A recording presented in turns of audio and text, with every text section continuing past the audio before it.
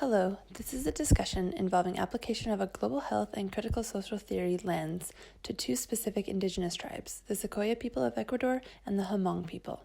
During this presentation, we will compare and contrast these two groups, utilize critical social theory to explain the disparities present as a result of the 1960s to 1990s oil drilling in the Amazon forest, include emic and etic views associated with the health issue, and conclude with relevant nursing policy recommendations. As early as 1795, conflicts within Imperial China began to have an impact on the Hmong people, who originated near the Yellow River region of China. This began a period of suppression that has not entirely resolved today.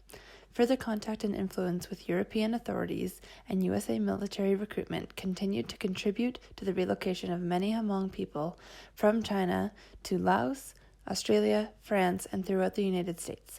The group was ostracized for siding with the U.S. military. Many died, and many were forced to flee their country.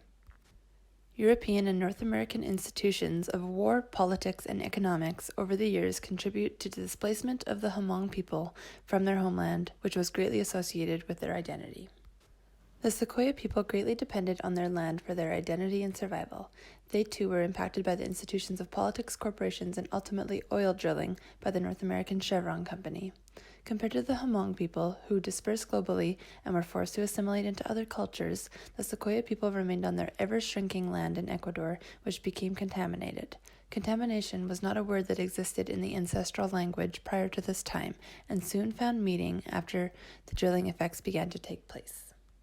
Said one woman who is native to the land, "I feel sad, I feel ugly seeing the people who are suffering with contaminated waters. How are they going to go back and take more water? For me, it has already been lost forever." End of quote. Through a critical social lens, we recognize that the oppression for either group discussed here stems from differing causes. Understanding these causes will aid in tailoring the solution to this specific group. The concern of the Secoya people is loss of environment at the hands of the North American oil companies. This has not only caused them to lose their land, but also has caused pollution in their land and water. This contamination affected their livestock and vegetation, which was not only used for sustenance, but also a plethora of traditional medicinal purposes imperative to their cultures and way of life. From an etic perspective, we know that despite massive profits in extraction of oil for North Americans, there were over 68 million cubic meters of toxic waste produced, laden with carcinogens and heavy metals. This is critical to the Secoya people as it has led to higher rates of cancer and several infectious diseases, and caused an increase in spontaneous abortions, directly affecting the already decreasing population. Another emic perspective is provided as Secoya man recounts two incredibly painful experiences the oil industry has also left him with. The deaths of his two children at ages 6 months and 3 years. His first was born sick because his wife became pregnant during a series of oil spills. His second child drank contaminated water during a trip to the river and died a few hours later. Although the Hmong people are not facing the same challenges with oil pollution specifically, their land was also taken by industrial companies, forcing them to disperse or relocate. While both groups face oppression from corporations, it is important to recognize what differentiates their challenges, as this directly affects our plan and policy recommendation. Our focus for the Secoya people is the oil pollution and ensuring that they have access to clean drinking water for themselves, their livestock, and their plants.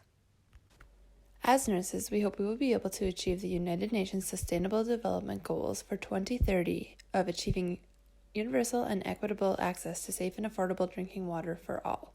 To achieve this, we must implement policies around environmental health assessment, including involvement and communication with local populations, education on safe water and food practices in case of environmental emergency such as this, collaboration with companies and other professionals to reduce overall risk going forward, and advocating for policies that protect health by preventing exposure to those hazards and promoting sustainability. In conclusion, oil-contaminated water has been a major health issue for the Secoya people of Ecuador, leading to overwhelming illness, death, and loss of environment as a result of oppression and exploitation by North American companies.